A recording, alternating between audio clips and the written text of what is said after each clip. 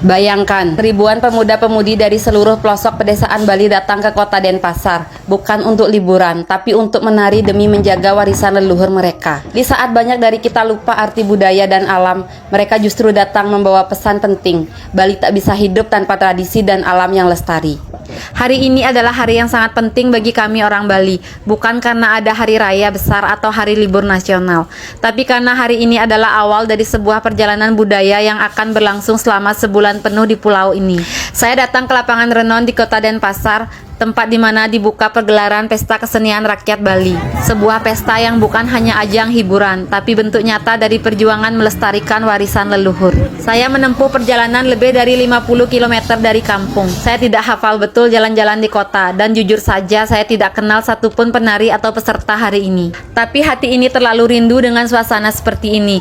Suasana yang menghidupkan kembali rasa bangga menjadi bagian dari tanah yang menyimpan ribuan tahun peradaban leluhur. Di Bali, budaya bukanlah milik generasi tua semata. Yang luar biasa, justru anak-anak muda yang sekarang berjuang paling depan untuk menjaganya. Lapangan Renon sudah ramai sejak pagi. Panji-panji dan genderang perang dari berbagai daerah di Bali telah berkibar dan ditabuh. Masing-masing daerah mengirimkan delegasi pemuda-pemudi terbaiknya untuk tampil dalam parade pembukaan. Di depan monumen Bajrasandi yang megah, mereka akan menari, berjalan, dan mempersembahkan penampilan terbaik mereka.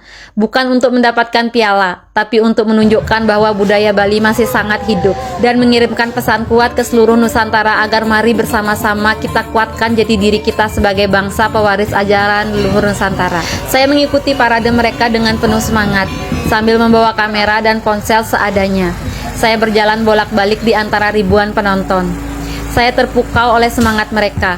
Anak-anak muda yang datang bukan karena tugas atau dibayar uang, tapi karena cinta yang tulus pada budaya. Riasan dan pakaian mereka sungguh totalitas. Wajah mereka sangat bergembira, dan tubuh mereka bergerak luas mengikuti alunan gamelan. Dan yang membuat hati ini tersentuh, beberapa dari mereka yang saya foto tiba-tiba keluar dari barisan hanya untuk memberi saya kesempatan berfoto bersama mereka. Saya yang awalnya merasa sungkan, jadi merasa seperti bagian dari keluarga besar yang hangat. Tarian demi tarian ditampilkan. Mereka tak hanya menari di depan panggung kehormatan. Di sepanjang jalan tempat masyarakat berkumpul, mereka kembali menari, kembali mempersembahkan, walau tenaga mungkin sudah hampir habis. Mereka tidak hanya cantik dan tampan, mereka adalah pahlawan budaya yang sesungguhnya. Melihat gadis-gadis Bali dalam balutan pakaian adat, saya teringat kisah para putri kerajaan Nusantara di masa lampau. Melihat pemuda-pemuda dengan keris dan tombak diselipkan di bahu, saya merasa seolah sedang menyaksikan pasukan tempur kerajaan-kerajaan Nusantara yang gagah perkasa. Dan saat kelompok berpakaian hitam-hitam lewat sambil membawa asap dupa menyala, bulu kuduk saya berdiri. Saya membayangkan bagaimana leluhur kita dahulu menolak bala, meleburkan energi buruk dengan simbol api yang suci dan kekuatan pelebur Batara Siwa. Tidak hanya itu, saya melihat gadis-gadis Tionghoa yang turut menari dengan gemulai. Komunitas Muslim Bali juga tampil dengan tarian silat yang kuat dan lincah. Mereka bahkan menari berkali-kali tanpa terlihat lelah. Saya terharu, ini bukan sekedar pesta budaya. Ini adalah gambaran nyata betapa leluhur kita dahulu telah hidup dalam harmoni. Berbeda keyakinan, berbeda rupa, namun tetap satu dalam tanah air Nusantara. Dan yang membuat saya nyaris tak percaya, di antara para penari dan penabuh gamelan, saya melihat wajah-wajah asing, wajah Eropa, wajah Asia Timur, bahkan wajah Arab. Ternyata mereka adalah kelompok orang asing yang begitu cinta dengan budaya Bali. Mereka bukan hanya menonton budaya kita, tapi belajar, mencintai, dan bahkan ikut menjaga. Mereka rela mengeluarkan waktu, tenaga, dan tabungan mereka hanya untuk bisa tampil dan menjadi bagian dari pelestarian ini. Leluhur kita pasti tersenyum melihat ini semua. Puncak dari semuanya adalah saat saya melihat sepasang muda-mudi berdiri di atas panggung yang berbentuk bola dunia berputar. Saya tidak begitu tahu apa makna tariannya, tapi pesan yang saya tangkap sangat dalam. Seolah-olah mereka sedang mengingatkan kita bahwa dunia sedang berputar cepat. Dan di tengah dunia yang makin materialistik, jangan sampai kita lupa warisan terbesar dari leluhur kita bukan hanya tari dan upacara, tapi ajaran untuk menjaga alam.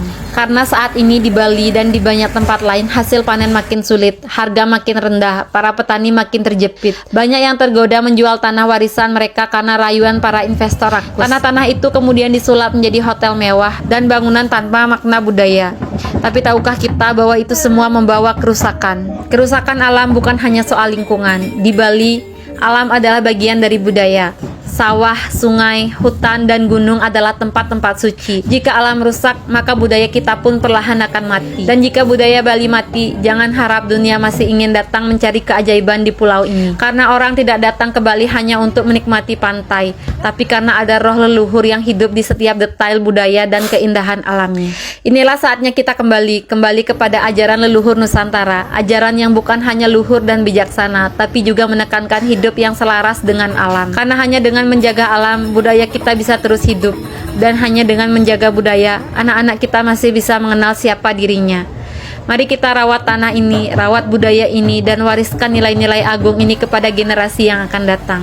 Karena Bali tidak akan berarti tanpa alamnya, dan alam tidak akan bertahan tanpa manusia yang bijaksana.